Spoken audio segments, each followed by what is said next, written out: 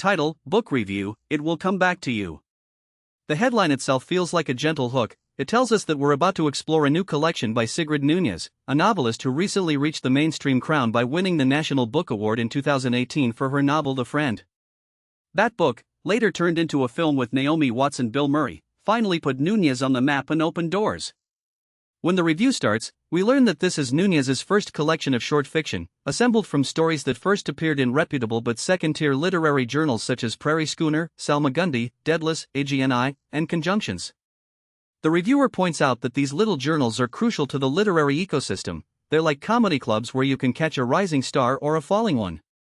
The fact that Nunez had been publishing in hardcovers since 1995, around her mid-40s, yet grew only to national fame after her seventh novel, shows how these smaller venues can be a training ground for big successes. A key theme the reviewer echoes is the blend of erudition and accessibility in Nunez's writing.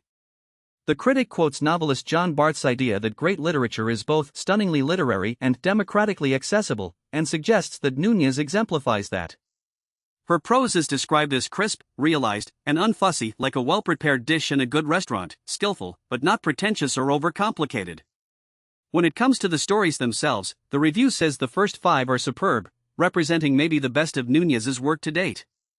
They weave recurring motifs such as failed parents, clinical therapy, teacher-student relationships, and the presence of animals in human life. The narratives are usually told by bright, sensitive women, many of them writers, who carry the weight of pain, melancholy, and a bruised wit.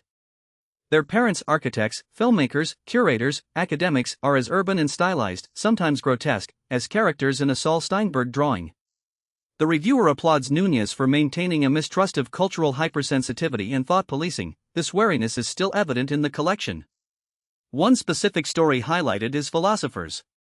The plot follows a teenage girl who falls in love with a bad boy type, set in a blue-collar milieu. The reviewer notes that the piece contains Kierkegaard jokes and may have otherwise slipped into Jane and Phillips's legendary collection Black Tick, underscoring the daring humor Nunez injects into her writing. The character's home is described using terms like nervous breakdown and retarded, terms that society has since decided to retire for their harmful implications, a subtle nod to Nunez's discomfort with open social norms. Gloomy. All of this puts the collection in the spotlight as a compelling blend of intellectual rigor and narrative warmth. The review closes by affirming that Nunez's collection is more than a collection of stories, barely a collection but a manifesto for small journals, for erudition without pretension, and for stories that look into the everyday drama of failures, therapy, animals, and the relentless pursuit of meaning.